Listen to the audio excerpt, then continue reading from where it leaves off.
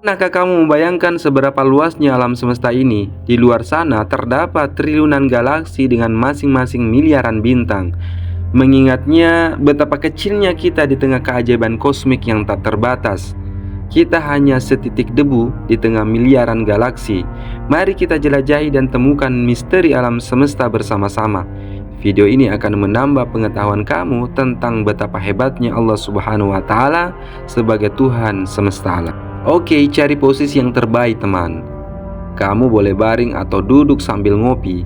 Saran saya pakai handset dan simak video ini hingga habis agar ilmu dan iman kamu bertambah. Sebelumnya, Assalamualaikum warahmatullahi wabarakatuh. Apa kabar teman-teman? Ketemu lagi di channel Panah Kehidupan, channel yang membahas tentang filosofi kehidupan Islam yang lebih kompleks. Jangan lupa subscribe channel ini agar saya lebih semangat lagi buat konten. Oke, lanjut, mari kita bahas. Kita semua tahu bahwa alam semesta adalah tempat yang sangat luas. Namun, kamu mungkin belum tahu seberapa luas si alam semesta ini. Saya akan beritahu kamu fakta yang akan menggambarkan betapa luasnya alam semesta ini. Bersiaplah untuk terpukau. Cahaya matahari butuh waktu lebih dari 8 menit untuk sampai ke bumi. Memangnya seberapa jauh sih alam semesta ini dari bumi? Oke. Jangankan alam semesta, tata surya kita saja sudah sangat jauh sekali. Jarak dari matahari ke bumi saja sangat jauh. Saking jauhnya, sampai cahaya matahari butuh beberapa menit untuk sampai ke bumi. Padahal kecepatan cahaya adalah yang tercepat di alam semesta ini, yaitu sekitar 300.000 km per detik di ruang hampa udara. Jarak matahari dan bumi sangat jauh, yaitu sekitar 150 juta kilometer. Maka cahaya matahari butuh kira-kira 8 menit 20 detik untuk sampai ke bumi. Itu artinya, kalau seandainya matahari tiba-tiba lenyap, manusia di bumi tidak langsung merasakannya. Kita baru akan menyadari hal itu 8 menit 20 detik kemudian. Melihat cahaya bintang sama seperti melihat ke masa lalu. Apa hubungannya dengan masa lalu? Oke, mari kita bahas. Dengan jarak yang begitu jauh, matahari tetap merupakan bintang yang terdekat dari bumi. Bintang-bintang lain berjarak ratusan kali lebih jauh dari matahari. Maka waktu yang dibutuhkan cahaya untuk sampai di bumi pun jauh lebih lama. Sebagai contoh, bintang terdekat dari bumi setelah matahari adalah bintang yang bernama Proxima Centauri, yang jaraknya sekitar 4 tahun cahaya. Artinya cahaya butuh waktu 4 tahun untuk berjalan dari Proxima Centauri ke bumi. Itu juga berarti bahwa saat kita di bumi melihat cahaya Proxima Centauri, kita sebenarnya sedang melihat berkas cahaya yang memulai perjalanannya dari bintang tersebut ke bumi 4 tahun yang lalu. Sementara cahaya yang pada detik ini sedang memancar dari Proxima Centauri baru akan sampai ke bumi 4 tahun lagi. Begitu pula dengan jutaan bintang lain di alam semesta yang jaraknya bisa ribuan hingga jutaan tahun cahaya dari bumi. Maka saat kita melihat bintang-bintang di angkasa, sebenarnya bisa dibilang kita sedang melihat ke masa lalu. Kita hanya bisa melihat persentase yang sangat kecil dari bintang di Bima Sakti. Kalau kamu jalan-jalan ke daerah terpencil yang jauh dari perkotaan, kamu bisa melihat bintang-bintang di langit malam. Pada malam yang cerah dengan mata telanjang saja, kita bisa melihat sangat banyak bintang. Tapi jangan melihat bintang sambil telanjang ya, malu sama tetangga. Kalau kamu ditanya berapa sih jumlah bintang di langit, jawab saja sekitar 2000-an lah. Tapi jumlah itu masih sangat jauh dari keseluruhan jumlah bintang di galaksi kita. Jumlah 2000 bintang yang bisa kita lihat dengan mata telanjang sebenarnya hanya 0,0005% dari seluruh bintang di galaksi Bima Sakti. Situs NASA menyebutkan bahwa jumlah bintang di galaksi kita adalah sekitar 400 miliar bintang. Dan itu baru galaksi Bima Sakti saja loh.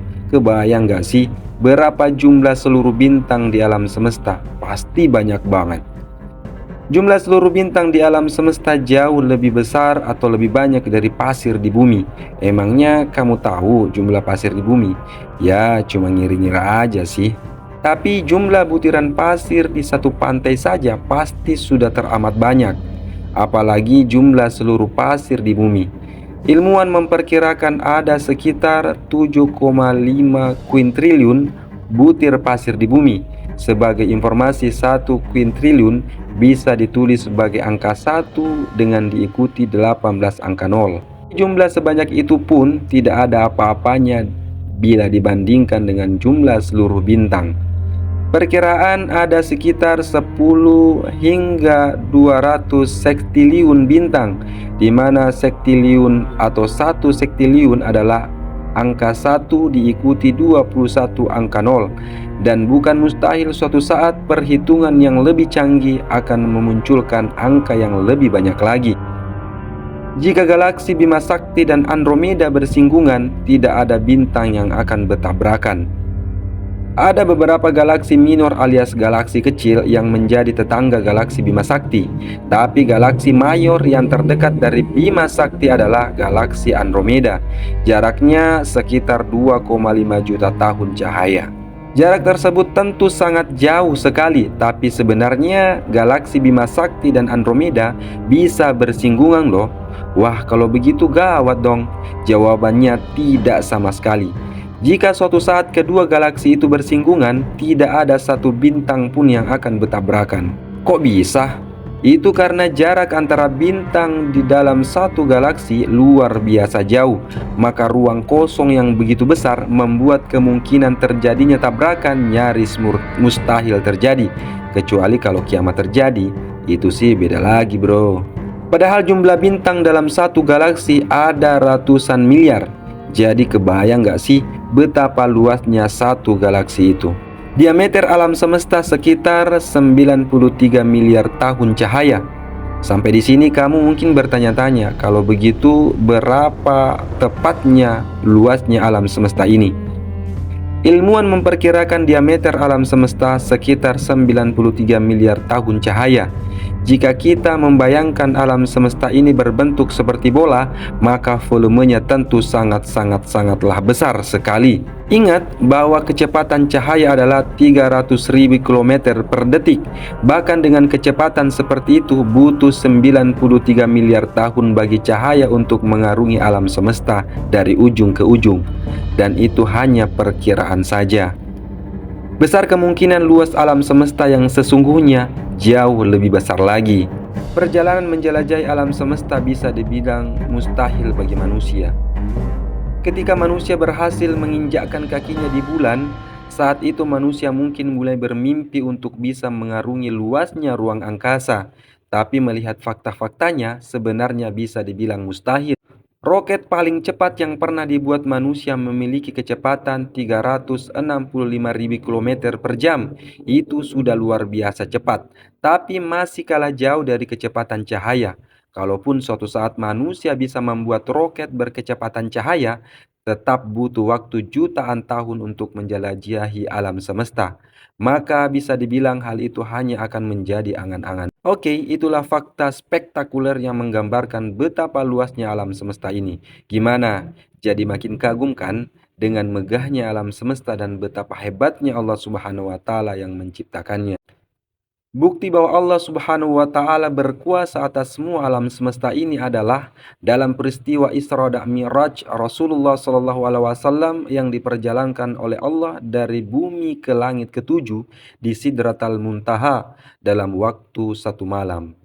Padahal itu jaraknya tidak mampu diukur oleh manusia. Kalau dunia saja begitu luasnya, bagaimana dengan kampung akhirat? Lagi-lagi semua itu hanya bisa dipahami dan diketahui oleh orang-orang yang memiliki iman yang kuat kepada Allah Subhanahu wa taala. Semoga video ini menambah ilmu dan menambah ilmu iman kita dan semakin giat lagi beribadah.